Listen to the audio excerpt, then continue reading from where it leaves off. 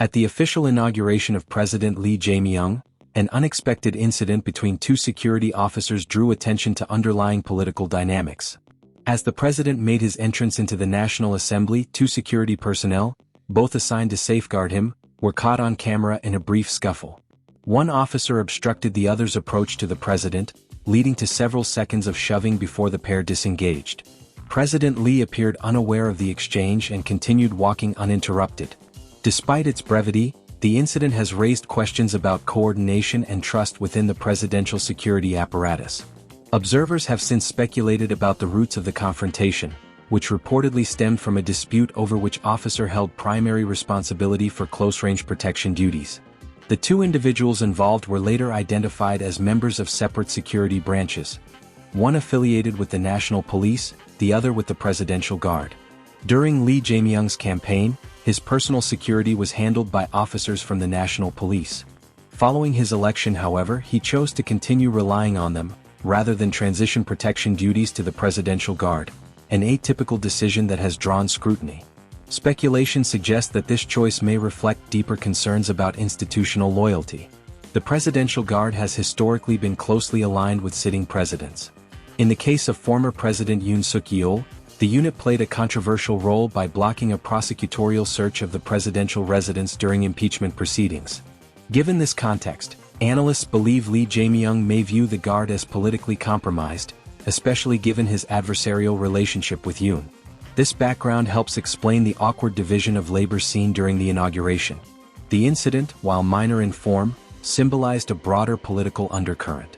Two distinct security teams, both labeled as presidential protectors but operating under separate chains of command, acted at cross purposes in a moment meant to project unity and authority.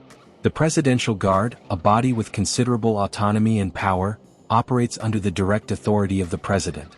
Historically, it has functioned not only as a security force but also as a political buffer, often perceived as loyal to the individual in office rather than the state itself.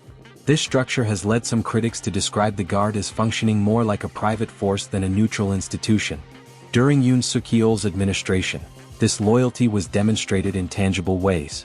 When prosecutors attempted to execute a search and seizure order at the presidential residence, the Guard refused to comply and reportedly clashed with legal authorities.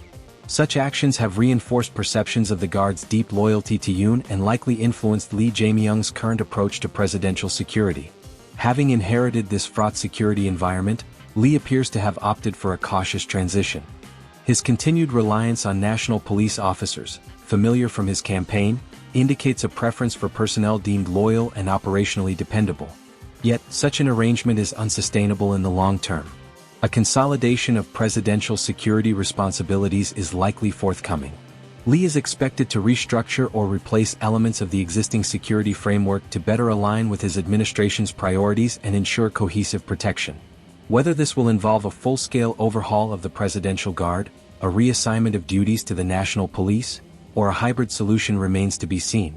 Calls from some lawmakers and commentators to dissolve the Presidential Guard and transfer its responsibilities to the National Police Agency have gained traction. Advocates argue that such a move could depoliticize presidential security and promote greater accountability. What is clear is that the current model, where two parallel forces vie for dominance around the head of state, has become untenable. The public episode at the inauguration may have been brief, but it serves as a symbolic starting point for deeper institutional changes in South Korea's security landscape.